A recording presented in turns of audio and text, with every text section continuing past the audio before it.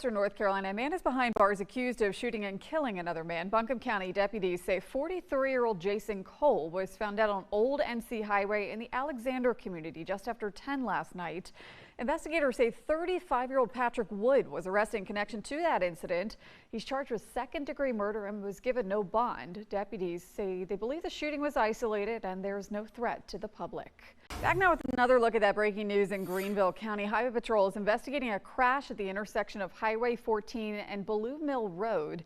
Details are limited, but we have reached out to the Glassy Mountain Fire Department. They tell us crews are on the scene as well as state troopers from the Highway Patrol. And we are going to continue to follow this story and bring you the very latest on air and online. Some troubling news coming out of Clemson this weekend as Dabo Sweeney confirmed that tight end Ian Shefflin was arrested on suspicion of DUI. The Clemson police said the former basketball star was pulled over on Tiger Boulevard just after 1:30 this morning and arrested shortly after. According to police, he was released on bond just after 9 a.m. Sweeney released a statement saying Shefflin will miss some playing time to start the season per school policy. He went on to say while they are disappointed by the situation, they are thankful no one was hurt. Also breaking this weekend, a church in Greenville is holding services elsewhere after a portion of its roof collapsed today. This is Upstate Church Haywood on Lawrence Road in Greenville. The pastor says they became aware of structural issues in the facility's main worship center last night. We're told staff quickly worked overnight, moving some chairs and other materials into the gym so that services were still able to be held today around 7:30 this morning. Unfortunately, church staff say a portion of that roof collapsed. Thankfully, no one was injured. We're told the facility was recently remodeled and the damage is still being assessed. The South Carolina Office of Resilience is hosting mobile intake events for survivors of Helene. These events are opportunities for residents with unmet needs to apply for disaster recovery assistance. An individual recovery plan will be developed by a disaster case manager if you apply. Upcoming mobile intake events are listed on the SCOR's public engagement calendar that's on their website. Family and community members are remembering the life of a retired firefighter. On Tuesday, Malden Fire Department announced Captain Philip Brown died. Brown served with the department for 30 years before retiring back in 2016.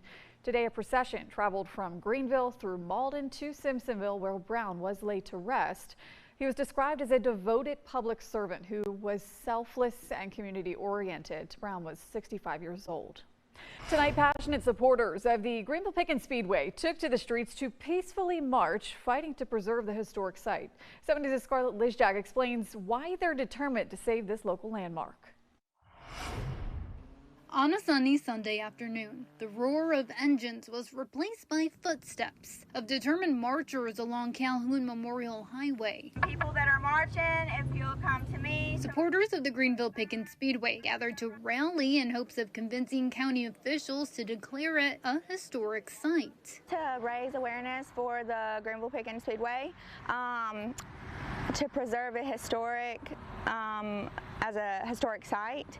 So as many people as possible, I was trying to get to show up to show the county that how many people want to keep this racetrack and how much of an impact it means to the race community around here. The site is the birthplace of the first start to finish televised NASCAR race, but now organizers say its fate is unclear as the land next to the track is turning into an industrial park. What makes this track so special is racetrack for NASCAR, so it's really huge. It's just to show their support for the Greenville Speedway and just to show that they are dedicated to the cause. Organizers handed out signs reading "Save the Racetrack" as the marchers passed around a petition in support of saving the site. I hope that this raises enough awareness that we can get something done so that the track can't be destroyed is the ultimate goal. If you are walking, you can go ahead and follow me. For organizer Tasha Kummer, the fight is personal. She says the Speedway has been more than a venue. It's a family tradition woven into the memories of many local residents. And I've been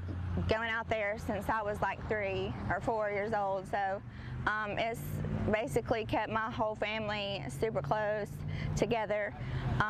It does a lot for families around here in racing in general.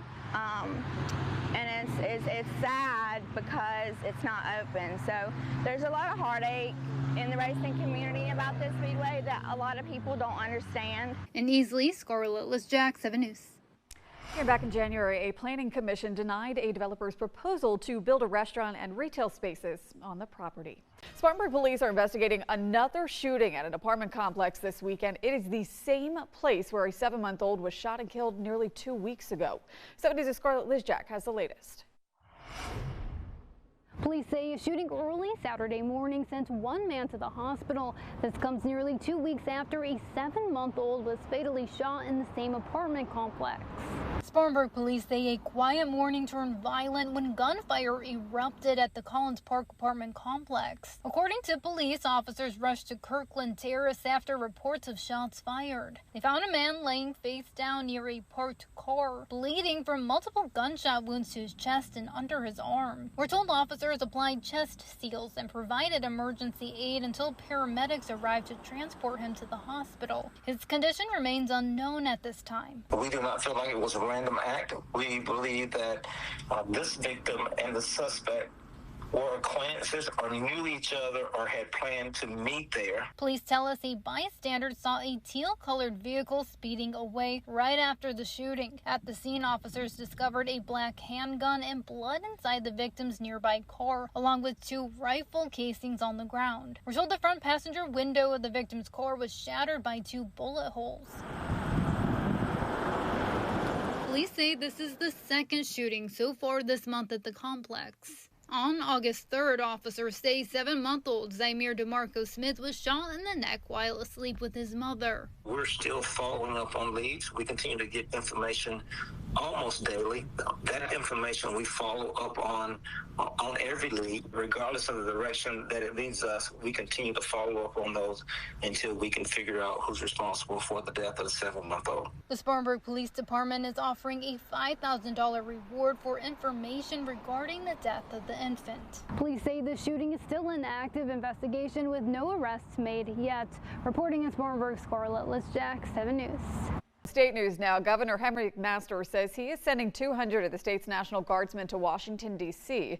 McMaster says the troops will support law enforcement activities under President Trump's executive order to restore law and order in the District of Columbia. The order states Guardsmen could be immediately recalled if a hurricane or natural disaster impacts the state. Now, the deployment comes after the Trump administration reversed course yesterday, agreeing to leave the city's police chief in control of the department. Also breaking in Lawrence County this weekend, deputies say they've arrested a man in connection to a stabbing. Investigators say it happened on Charlotte's Road in Clinton yesterday evening. We're told 30-year-old Cameron Blackwell was arrested this morning after he reportedly ran from the scene. Details are limited. There's no word yet on the victim's condition.